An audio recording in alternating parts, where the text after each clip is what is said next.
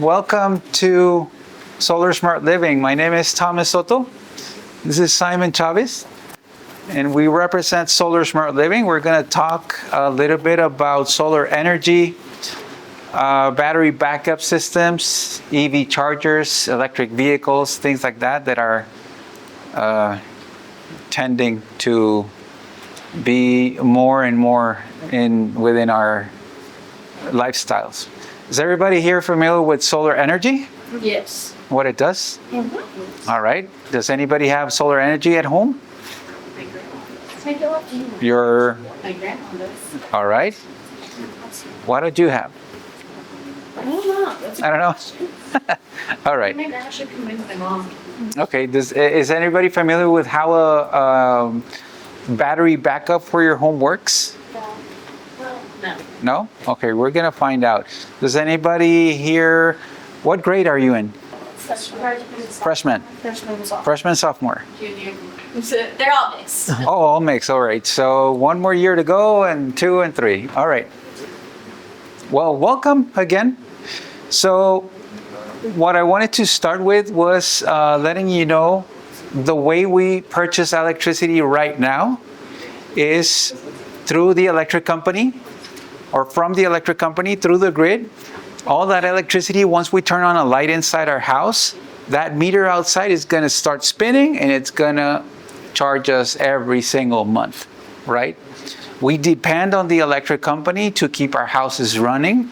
So that's good. Electricity is an essential. It's a must in our lives. You could say we can't live without electricity. Think about it. If you wanted to turn on a microwave, if you wanted to cool down your house or heat it up in the wintertime, whatever the case may be, electricity is an essential, right? But what happens if the grid goes down? What happens if the electric company blows up and we don't have any more electricity, right? It can turn into an emergency, right? So the benefit of having solar energy at home is that we can become our own electric companies, right? By putting solar panels on top of our roofs, we can start generating our own electricity and serve our demand inside that house. But what happens, again, if you have a solar system in place and the grid goes down, so by law, your solar system needs to shut down. So even though you have solar system at home, you cannot keep the electricity running if the grid around is out. But what happens if you have a battery backup? Then it's a different story. If you have a battery backup at home, then your solar energy will generate enough electricity to cover your house needs. It's going to overproduce electricity to send electricity to your backup system in case you need it later, in case you wanted to use it at night when we don't have any more sun. Does that make sense? Yes? Any questions so far? Any comments so far? No? Okay. Pretty much the sun is going to help us generate that electricity. The solar panels are going to help us convert that into electricity and then serve the purpose of powering up our homes. This is a real-time example. A house right now in El Paso producing 5.8 kilowatts. The solar panels capturing that electricity from the sun. And then the house, in this case, is only using 0.4 kilowatts from what the production from the solar panels is, and the rest is going back to the grid. And we can measure, we can see like how much energy that solar system produced today, for the last week, for the past month, for the last years, and what was the consumption of electricity in that house. This is a real example of a house right now.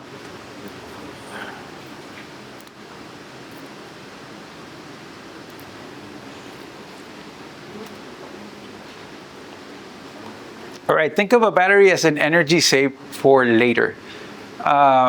So, in the you should have warned me.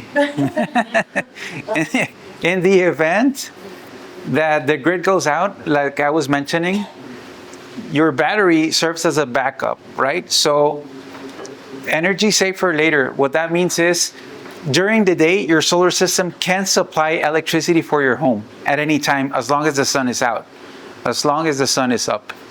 But at night, when the sun goes down, then your solar system shuts down. It doesn't serve the purpose. But during the day, you already overproduce electricity, so you can send overproduction to the electric company or to your battery. And then at night, you can pull those credits back for free. And was he's referring to overproduction? All that electricity overproduced that the house is not consuming, this is what he's meaning. Is going back to the grid.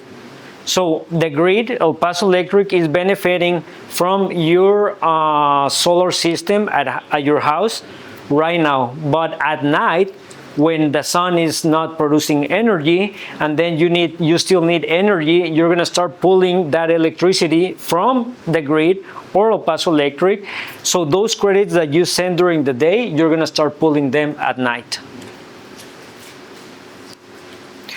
That's a house without solar, no, without battery. But in this example, this is another house that has a battery storage. The battery, as you can see, right now is 100% charged. So in this scenario, when the sun goes down, the house is still gonna be consuming electricity, and then it's gonna be pulling that electricity out of the battery instead of out of the grid.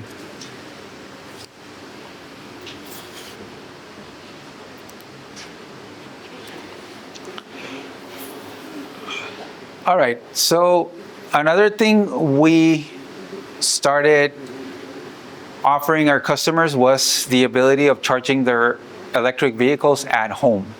Okay, is everybody familiar here with the prices of gasoline lately? They've been skyrocketing, right? So having an electric vehicle really helps our budgets, our pockets, because now we have the ability of producing solar energy from our home, solar electricity, converting it to electricity for our cars. All right, go to the next.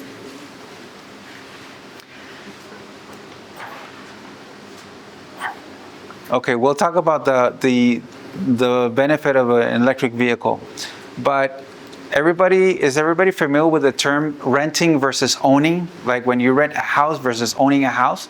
So solar energy pretty much can fall down into the same example. You can rent your electricity by keep using the electric company on a daily basis. But when you decide to want to move forward to solar, you can start purchasing a solar system that can generate the exact same energy you pull from the grid, but now it's your own system. In other words, you can turn your roof into your own electric company. And just adding into the electric vehicles savings, because this is huge. And I'm just gonna give you an idea of how much a solar system costs. I used to spend like $150 per month on electricity at my house. I purchased a solar system, and I purchased it, I believe my payment for 15 years is about $200. So in that first scenario, it doesn't make a lot of sense. I was spending $150, but this I was renting. Now I'm owning for a little bit more money, but at the same time, I bought an EV vehicle, an electric vehicle. But before that, I was spending around $250 on gas. So between the electric bill and gas, I was spending around $400 per month. Now I can charge my electric vehicle for this $200. I'm already saving up from $200 a month just by charging my vehicle in-house. Would it make sense for you to own an electric vehicle and a solar system? Would it save you money? Perfect. Not only that, I mean, in this same scenario, 150 a month on a year, it is what, 1,800? 1,800. On 10 years, it is 18,000. 20 years, 36,000. And 30 years, 54,000. I purchased this system for 25,000. I'm gonna spend, in this scenario, 54,000 if we don't take in consideration inflation. But pretty much likely, I mean, in 30 years, I will have paid around $80,000. I just spent $25,000 for $80,000. I mean, for me, the savings are like unbelievable. I mean, it does make sense financially. Financially, it makes a lot of sense, and you don't have to give a down payment or nothing. You can just switch your bill from AT&T to T-Mobile. Kind of. Not only that, he is saving money on gas as well. Imagine how much money he's saving on gas. $250 per month on gasoline. Yeah. That's $3,000 a year in savings.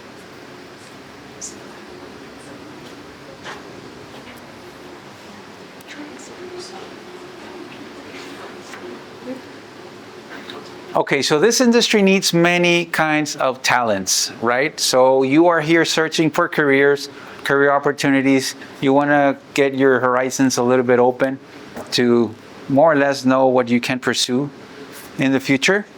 So in this industry, what we search for is hands-on people who are ready to serve our community. Installers, electricians, technicians, in other words, people at people's homes installing solar systems, installing electric vehicle chargers, installing AC units, things like that. Technical, so behind the curtains, there's always a designer, there's always an engineer, there's always a master technician working on designs and things we need so we can install accordingly. People facing means this industry also needs people serving in our community by sitting down at the kitchen table with the family and explaining to that family how they can benefit from owning a solar system, how they can save money, how they can keep a better budget, how they can keep money in their pockets, right? All that takes people to go to other people's houses and educating them. And business support, also operations, warehouse, drivers, electrician assistants. You know, there's plenty of room for most any profile in this industry. You do not need one single path. So in other words, you can pursue a career like engineering, like planning, like what else? What other career we said? Business, Well, construction management. Management, exactly. That's what I was looking for. So there's plenty of careers you could pursue in order to get into this industry that it's very, very well into the future, located and moving forward towards the future. Trade school routes and apprenticeship routes, meaning you can also start a career, you can also start a college degree at the same time.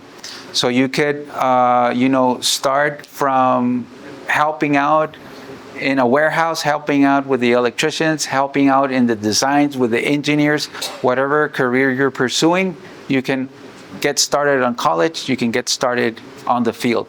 And also entry-level route, meaning we always searching for people who want to join us from the ground up, meaning assisting at the warehouse, managing inventory, truck drivers. I mean, there's plenty of room for anybody that want to join this industry.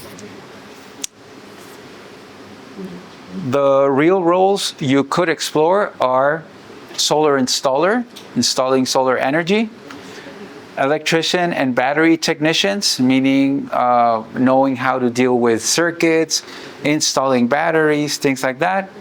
HVAC and heat pump technicians, meaning everybody that's related to refrigerated air systems. EV charger installers, that's another branch that you could pursue. Energy advisor and sales representatives, again, going into people's houses and educating them on how they can save money. And operations, marketing, and support. There's always the need of someone in charge of marketing, posting on social media, looking for new opportunities, etc. Now, the skills that make you valuable, and not only in this industry, but now that you guys are looking forward to college and looking forward to pursuing a career, communication skills are always going to be a skill you really want to develop, right? Because communication not only means communicating to one another, but communicating to your team, to your teammates, to your customers, to your boss, to your team. In any case, communication is key in any industry. Problem solving, meaning the path may look straight, but there's always learning curves in the road, right? So it's always a good idea to keep in mind, I need to be problem solving, all right? Reliability, meaning showing up on time, showing up in a good way, being open, being present, being into service to our community. And then comfort with technology. So being comfort with technology, I think most of us know pretty much about technology. We are tech savvies now, these new generations, right? So keep that up. Keep getting educated on technology, on artificial intelligence, things like that. Okay? So we're always looking for a cleaner environment, always looking to better up our community, keeping up with our planet, right? Smarter batteries, smart controls, apps, working with technology along the way, it's always a good path to search. And more connected. Solar, HVAC, batteries, EV chargers, and home technology are becoming part of one bigger system that needs skilled people behind it. Any questions anybody have? Does anybody want to know the price of a solar system, or anybody wants to know the price of a battery? Yes? How much do the solar panels cost? Okay, a solar system is gonna vary very much, but it comes down to what your house is demanding, right? So in other words, if your house demands, let's give you an example, $100 per month on electricity, your solar system can be compatible with about $100 a month payment. The difference is that when you purchase a solar system at $100 per month, if you finance it, you're gonna have $100 fixed, and you're gonna have the opportunity to pay that off. Once you pay that off, you're done. If you keep renting your electricity with the electric company, that $100 in a year will become $105. In another year will become $110, and on and on. So down the road, in 20 years maybe, from $100, you'll end up paying $180 and not having an endpoint. So meaning forever. With a solar system, you can fix your payment and have an endpoint. Anybody else? Valeria, I think, so I have panels, and I think I paid, right before Trump's first election, I paid about $17,000 for just a little, 1,300 square foot. Do you know what that is? Okay. So that's where I was, but that was also, gosh, 6 years ago or something. Yeah, and Trump's 6 years term? ago, the price of the solar was 2 or 3 times what it costs right now. Oh, okay. It was more expensive back then. Yeah. Now that the incentives went away, Yeah, well, I The have, prices have I changed. got it right before because I was scared that the incentives were gonna. Oh. Yeah. Because the state or like federal tax refund, sometimes they'll pay it. And do you still have an electric bill with El Paso Electric? Yeah, it's about $27. $27? Okay. Okay. Yeah. That's Do you see good. the value in it? Yeah, I do. You do? All right. I mean, Okay. Good. That's the I'd purpose. like you guys to have a future, so it was more for environmental. Yeah. Yes. Correct. Anybody else? Anybody else have any questions, comments? Yes. So like when you own like a solar panel or anything like that, you're also like you're saving money and it's helping reduce those global warming. Absolutely. Absolutely. There's electricity generated from the sun, and when you go and turn to look the electric companies how they generate electricity, you'll find out there's a lot of things involved, like water, for instance. They use a Millions lot of of water gallons. to generate electricity. They use a lot of natural gas to generate electricity, and not mentioning all the carbon footprint, right? So yes. So how much is a battery? So a battery, again, it comes down to what you want to back up, right? Yeah. So- like a not so much. Just Like a ballpark number, from the smallest battery, you could probably get a battery for around $8,000. Okay. And then from there, you can go, the sky's the limit. So it depends on what you want to back up. Okay. Yes. So your smallest battery, what would that cost? Probably around $8,000. Okay. Wow. At least the 4 brands we carry. Oh. We carry 4 different brands, including Tesla. Right. Anybody else? Does anybody have an electric car? Oh, okay. You do? Yes? So where do you charge it then? In my garage. Oh, okay. All right. Yeah. Do you have solar panels? Yeah. You do? That's the way to go. All right. All right. Well, I want to thank you for your time. Thank you for your questions. And wish you the best. And thanks for being here. Enjoy the rest of your day.